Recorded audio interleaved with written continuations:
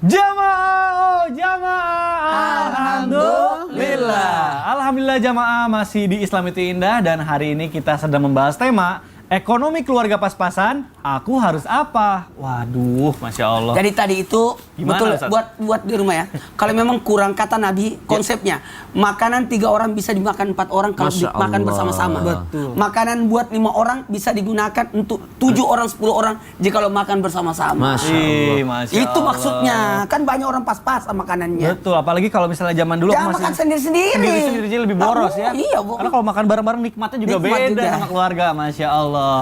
Baik, Ustaz. Kalau udah menikah, gini nih, kayak siapapun yang sudah menikah, sebisa mungkin bisalah dari orang tua. Ya. Nggak bisa berkembang itu kalau selalu tinggal sama mertua, apalagi orang tua. Betul, Harusnya betul. keluar sudah. Betul. Nah, Ustaz Maulana izin nih, aku ada sesuatu yang pengen aku tanyain tapi aku mau ke Habib Usman Oh, dulu. saya kira nih. saya. Nanti ada gilirannya ya. Izin Ustaz Maulana. Habib, Afwan izin bertanya Ya, ini. akhir.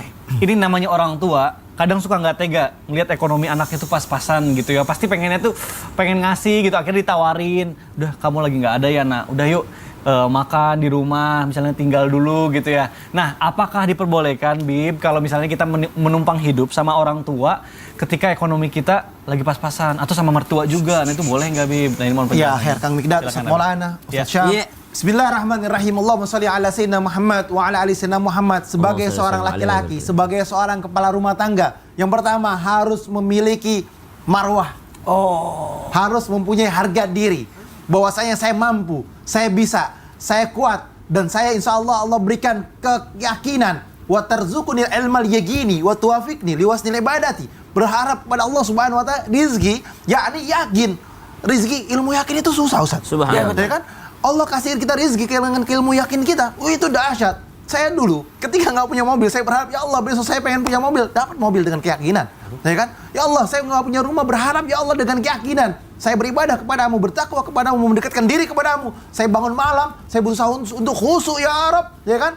Dan dikatakan bahwasanya khusyuk itu adalah yakin bahwasanya Allah memperhatikan dan Allah mengawasinya. Itu Allah kasih dengan keyakinan dan keridhaannya Allah Subhanahu wa taala. Ya Allah, saya sujud kepadamu, saya minta kepadamu. Dengan keyakinan Allah kasih. Nah, kalau ditanya nih, saya boleh gak sih numpang sama mertua saya? Boleh aja, nggak jadi masalah. Boleh gak saya menumpang kepada orang tua saya Tapi tahu diri ya. pas-pasan? Tapi, ya kan, yang alangkah baiknya, alangkah hebatnya, kalian berdiri di kaki kalian. Masya Tepuk Allah. tangan Kalian dulu dong. berada di satu keyakinan suka itu. membiayai. Ya. Pas-pasan nggak jadi Kalau masalah. numpang di rumah mertua, Anda yang bayar listriknya. Nah, inisiatif ya. Bukan begitu juga, Ustaz. Nah, nanti permasalahannya akan timbul permasalahan baru. Apa itu? Ya kan? Betul. Dia lihat anaknya biasa makan nasi uduk, ya kan? Orang tuanya nyiapin, istrinya nyiapin nasi ulam. Oh iya juga ya. Hubungan. Beda selera. Satu rumah, dua nahkoda, bingung. Betul. Nah, itu Bingung, Ustaz, karena gimana jadi tuh? dua Oh, jadi nakoda di permasalahannya bukan pada listrik dan sebagainya. Bukan. Siapa yang nyalain? Ih, ini main game terus nih. akan timbul masalah baru. Benar Ustaz. Nah, itu ya. gimana tuh Ustaz kalau ada konflik di Ya. antara mertua sama menantu Nah, itu gimana? kalau tuh? ada konflik di antara mertua dan menantu, yang kita harus kedepankan apa? Di depan istri kita, udah itu orang tua kita, hormatin. Oh, di depan orang tua kita, maaf ya, minta ridho, minta ikhlasnya. Jadi tameng kan? gitu ya? Belajar. Jadi tameng. Betul. Ya kan? Kita sebagai laki-laki itu tameng aja nggak jadi masalah. Ustaz Maulana di sini. Apalah. Ini kita bicara Ini kayaknya saya mau menyerang tapi kok senjata makan Iya, tuan. jadi bumerang sendiri ya. Nah, makanya kita alihkan dulu, ini ada pertanyaan yang penting banget. Dari tadi kita bicara soal rezeki pas-pasan, kita Ya. takut akan hari esok, takut keluarga kita nanti gimana gitu ya. Ya. Ada nggak sih Ustadz amalan yang bukan hanya bisa dikerjakan sendiri tapi juga dikerjakan bersama-sama, misalnya sama keluarga gitu ya, selain sholat dan berdoa agar dari keadaan ekonomi yang pas-pasan itu jadi dicukupkan gitu sama Allah. Nah, ini mohon nih doa sama amalannya nih. Baik, silakan buka catatan, siap-siap kita kasih amalan. Masya Allah. Amalan bagi ketika keadaan sulit sekali, maka lakukan beberapa amalan. Yang pertama, sebaiknya kita mulai dari sekarang melakukan hal-hal bukan nafsi-nafsi, tapi bersama-sama, sendiri-sendiri. Oh iya. Bukan sendiri-sendiri melakukan kegiatan. Sebaiknya dilakukan bersama-sama. Kenapa? Karena saling mendukung, saling ya Allah, mensupport, saling mengingatkan, saling menyadarkan, saling menghibur di antara kebersamaan itu. Contoh di antaranya adalah zikir bersama, salat berjamaah, ngaji bersama, lakukan kebersamaan. Pokoknya makan bersama, salat berjamaah, pokoknya kebersamaan. Zikir yuk, jadi enak. Jadi ini memang dalam segi dunia tidak terasa, tapi sisi akhirat, makanan rohaninya itu terpenuhi. Itu minimal makanan rohaninya terpenuhi. Jikalau engkau terkalahkan dari sisi duniawi, maka kalahkan dari sisi akhirat. Maka di sini adalah nikmat yang terasa, menikmati ibadah bersama. Lalu ingat Kak, ketika terjadinya pembagian, alhamdulillah pada saat itu mohon maaf terjadi peperangan, kemudian ada pembagian pembantu, ada budak dan sebagainya. Ada keluhan dari sosok putri Nabi, yakni Fatimah, yang mengaduk gandum sendiri, menghancurkan, menggiling gandum sendiri, terus tangannya kasar dipegang oleh Rasulullah. Ada kata-kata mungkin menurut kita adalah keluhan. Bisa nggak disiapkan pembantu? Tahu apa jawaban Rasulullah? Bisa jadi Rasulullah ambilkan pembantu, tapi apa yang diajarkan oleh Rasulullah? Mengajarkan putrinya zikir. Silakan ibu-ibu, kalau merasa lelah, tarik nafas, kata Dokter Aisyah, lepaskan istighfar. Lega itu. Tarik lagi, yang di rumah. Sekali lagi, praktek lagi, tarik lagi. Enak. Plong. Amalkan amalan ini sebelum tidur. Subhanallah 33 kali, Alhamdulillah 33 kali, Allahu Akbar 34 kali. Artinya apa? Lebih dekatkan diri kepada Allah. Subhanallah, terima ketentuan Allah. Sucikan Allah, jangan terpengaruh. Jangan terpengaruh. Aduh ini, sehingga kita berburuk sangka kepada Allah.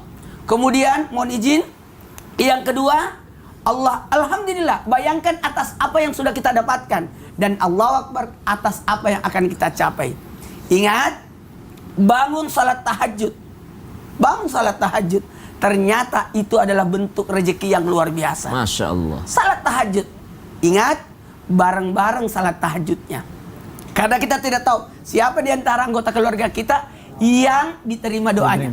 Cuma amalan sudah dilakukan, seluruh isi-isi sudah dilakukan, perbuatan sudah dilakukan, tapi jangan juga melakukan hal yang membuat rezekinya seret. Contohnya tidur pagi. Oh, jadi kalau udah bangun salat subuh, Larang tidur pagi. jangan tidur lagi ya. Jangan tidur lagi sampai masuk waktu duha atau syuruk. Masya Allah. Kalau bisa sholat sunat duha juga ya dilanjutkan. Masya Allah. Ih, dapat amalannya dan doanya, terima kasih. Iya, Ustaz jadi ingat Maulana. amalan-amalannya ya. Betul.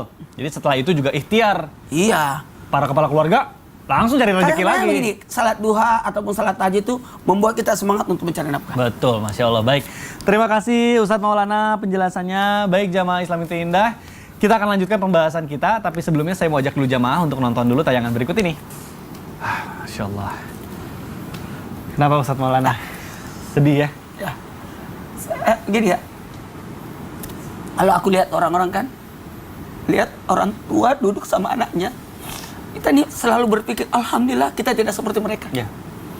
Pernah aku bawa anakku sekolah, ya Allah mudah-mudahan nanti kelak saya tidak seperti itu. Amin, amin ya Allah. Ya Rabbal Alamin. Udah mulai. Sudah. Kita sampai tertegun loh. Kita juga maksudnya. Iya. Tadi udah mulai sahdunya dapat, Iya. ujungnya hilang. Ustadz Maulana nggak sadar kalau udah mulai. Saking sedihnya ngelihat video. Tadi saya juga jujur sedih banget kalau misal berhubungan sama anak, ayah, ibu, itu perjuangan ayah tuh baru kita rasakan setelah kita menjadi ayah gitu. Saya mau ke Ustadz Sam dulu. Ustadz Sam izin bertanya nih. Iya. Sebenarnya bagaimana Islam mengajarkan kita di tengah kesulitan, serba pas-pasan, ekonomi atau apapun sekarang memang lagi susah ya, banyak pikiran, apalagi orang tua gitu ya. Gimana kita bisa tetap memiliki, tadi Habib juga bilang harus punya marwah, harga diri, agar kita tuh bisa terus berjuang mencari nafkah. Dan kita juga sama-sama tadi menyaksikan video barusan, dia tidak meminta-minta tapi dia tetap berjualan, Masya berdagang Allah. gitu sambil Iya. mengurus anaknya, Masya Allah. Nah ini mohon penjelasannya. Baik, Bismillahirrahmanirrahim. Tabi guru kami semua, Ustaz Maulana Mas Mikdad serta guru-guru kami yang dimuliakan Allah Subhanahu wa taala dan seluruh jamaah pejuang nafkah yang pagi ini mungkin ada yang sudah keluar rumah, bagi yang bapaknya, ayahnya, suaminya sudah keluar rumah, ayo dari rumah doakan sambil menyaksikan Islam itu Indah doakan ya agar Allah Subhanahu wa taala melancarkan rezekinya. Amin, amin, ya Allah. Dan tanamkan dalam hati nanti ketika bapakku pulang, ayahku pulang, suamiku pulang, apapun yang dibawanya aku harus berterima kasih dan bersyukur.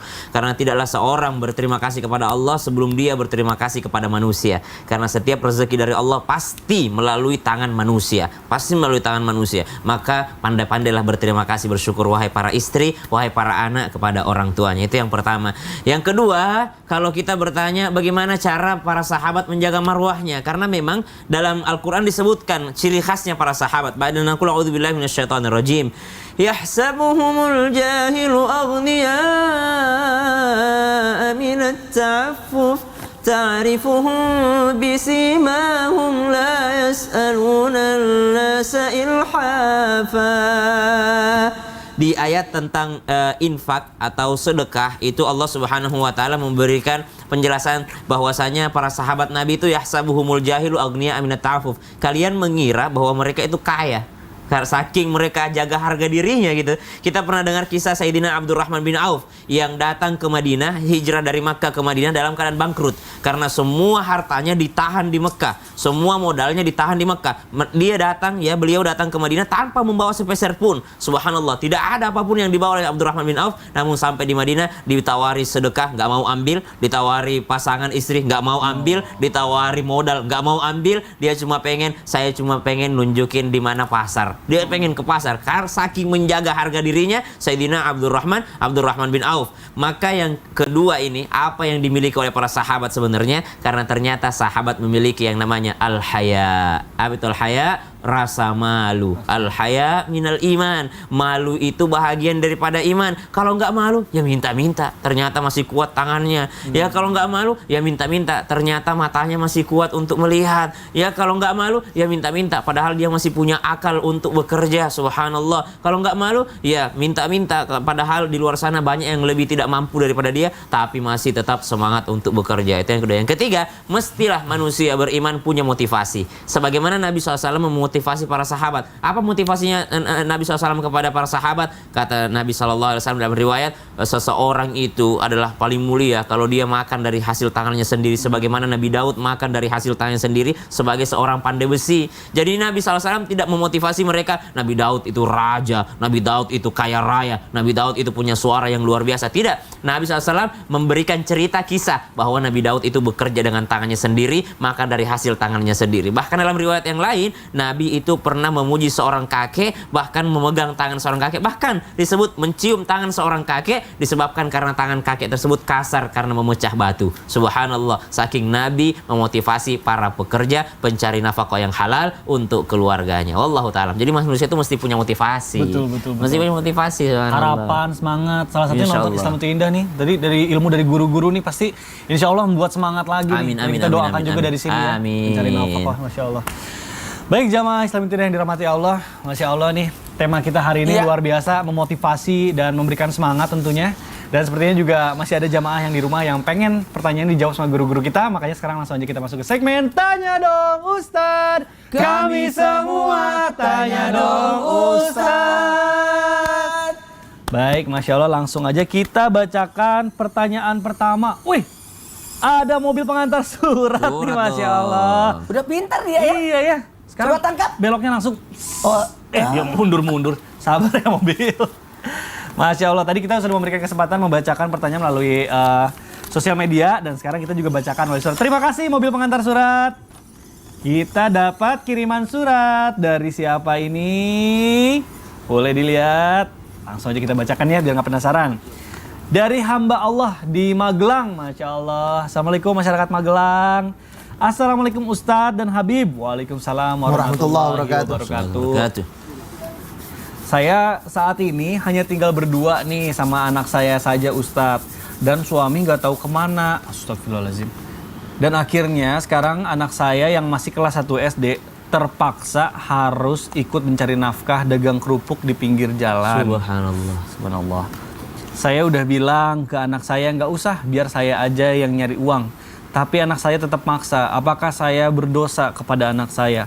Dan apakah saya boleh minta amalan yang bisa saya amalkan rutin agar rezeki dan sabar itu datang terus untuk saya dan anak saya? Waduh, subhanallah. Habib, Ini mungkin boleh dijawab melalui tausiah. Ya, Silakan afwan Kang Habib. Midat, Ustaz Maulana, Ustaz Syam. Ya. Bismillahirrahmanirrahim. Allahumma shalli ala sayyidina Muhammad wa ala sayyidina Muhammad. Yang pertama, ketika kita membawa anak kita harus memahami bahwasanya anak kita ini perlu pendidikan dan pembelajaran. Kita harus bawa anak kita ini ke majelis tempat menuntut ilmu. Jangan kita bawa ke pasar, jangan bawa kita untuk dagang, tapi fokuskan dia untuk beribadah kepada Allah Subhanahu wa taala dan dia mengerti dan memahami ilmu-ilmunya Allah Subhanahu wa taala. Itu yang pertama. Yang kedua, jadikan diri kita ini mau tidur aja, kita berharap akan mendapatkan kecukupan dari Allah. Sebagaimana hadis baginda Nabi Muhammad sallallahu alaihi wasallam, maukah engkau diberikan kecukupan dalam kehidupanmu? Dan mereka berdoa kepada Allah. Apa doanya? La yukallifullahu nafsan illa usahaha laha ma kasabat wa 'alaiha maktasabat. Rabbana la tu'akhizna in nasina aw akhtana. Rabbana wa la tahmil 'alaina isran kama hamaltahu alladziina min qablina. Rabbana wa la tuhammilna ma la taqata lana bih. Wa'fu 'anna waghfir lana warhamna anta maulana fansurna 'alal qaumil kafirin. Berharap kepada Allah. Ketika mau tidur aja, kita udah minta sama Allah. Ya Allah, jangan kau bebani kami. Berikanlah kecukupan kepada kami. Jangan kau kasih musibah kepada kami. Jangan kau hukum kami. Intinya apa? Berharap akan pertolongannya Allah Subhanahu wa taala. Dan yang kedua, bahwasanya kita harus paham bahwasanya ya Rabb, jadikanlah kami dalam kehidupannya esok pagi sampai sore hari mendapatkan rezeki dari Allah. Amin, amin, Bangun tidur pagi-pagi, sholat subuh, qobliyah dulu, ya kan? Qobliyah subuh lebih baik daripada dunia beserta isinya. Habis sholat subuh, lanjutin lagi wiridan dulu, baca wirdul latif dan lain sebagainya sampai waktu suruk. Dia minta sama Allah. Dan ini pahalanya besar, sama seperti pahala umrah dan lain sebagainya. Dia minta, dia mendekatkan diri kepada Allah. Doa silahul mu'min. Doa adalah senjata orang yang beriman dan bertakwa kepada Allah. Dan yang ketiga, pada pagi hari sampai sore harinya, dia berusaha untuk ikhtiar, menjalankan, mencari rezeki ke sini, ke sana. Nggak jadi masalah. Tapi ingat, pada waktu zuhur, mampir setiap masjid, setiap musola, dia sholat dulu. Minta lagi kepada Allah. Hayya ala sholah, hayya ala falah. Dia sholat, dia mendapatkan kemenangan. Berharap kemenangan dari Allah Subhanahu wa taala, kemenangan di dunia dan kemenangan di dalam mencari rezekinya sampai rumah dagangannya habis. Karena apa? Dia sholat.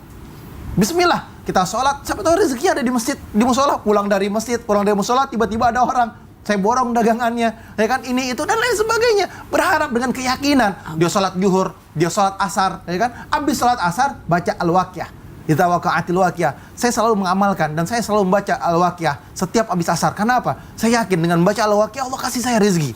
Dengan keyakinan kepada Allah Subhanahu wa taala bahwa saya ya Rabb baca al-waqiah, insya Allah bismillah rezeki akan datang dari Allah Subhanahu wa taala dan Allah berikan rezekinya. Sampaikan Ustaz Maulana. Wa ma min dabatin fil ardi illa Allah rizquha wa ya'lamu mustaqarraha. Binatang melata aja dikasih rezeki sama Allah. Kita masa yang bisa jalan, kuat badannya, bisa ngangkat ini, ngangkat itu dan lain sebagainya, masa kita nggak dikasih sama Allah? Inilah yang harus kita lakukan dengan keyakinan bahwasanya ya Arab, hari ini saya berjuang, saya berusaha mendapatkan berkah dari Allah Subhanahu wa taala. Masuk waktu maghrib, ya kan dia sholat maghrib, baru dia pulang ke rumahnya, ya kan dia main sama anaknya, keluarganya, sholat isya dia ngaji bareng sama keluarganya. Dia habis sholat isya, dia istirahat lagi, dia berdoa lagi. Bismillah, ini hidup yang penuh dengan keberkahan. Doa adalah senjata yang orang beriman dan bertakwa kepada Allah. Jangan tinggalkan doa. Bismillah. Masya Allah. Masya Allah. Alhamdulillah dapat ilmu baru. Surat Al-Waqiah setelah asar ya? Setelah asar. Masya Allah. Baik, terima kasih Habib. Guru-guru izin ada satu pertanyaan lagi. Ini pertanyaan menarik nih. Boleh. Tumben Seberapa kan? menariknya? Nah, makanya kita langsung bacain aja nih. Ada pertanyaan dari @fans_keras Jihan dan Syam. Udah tahu dong buat siapa. Buat siapa Tuh, dong? fans garis Nah, keras. tuh. Ini pertanyaannya fans ada di garis atas ini. keras. Assalamualaikum Mas Mikdad tuh kan. Waalaikumsalam warahmatullahi wabarakatuh. Tolong tanyain dong ke Ustadz Syam. Kakak Jihan suka ngeluh masalah uang nggak sih kayak istri saya? Istri saya belanja online mulu nih Ustadz. Pas banget ya. Langsung aja kita tanya sama Ustadz Syam gimana nih mau jawabannya nih Ustadz Syam. Alhamdulillah istri saya itu tiap malam ku hipnotis. Oh iya? Ya, ku hipnotis dengan kisah-kisah sederhananya para istri sahabat Nabi. Jadi emang istri itu harus dihipnotis, jangan dimarahin.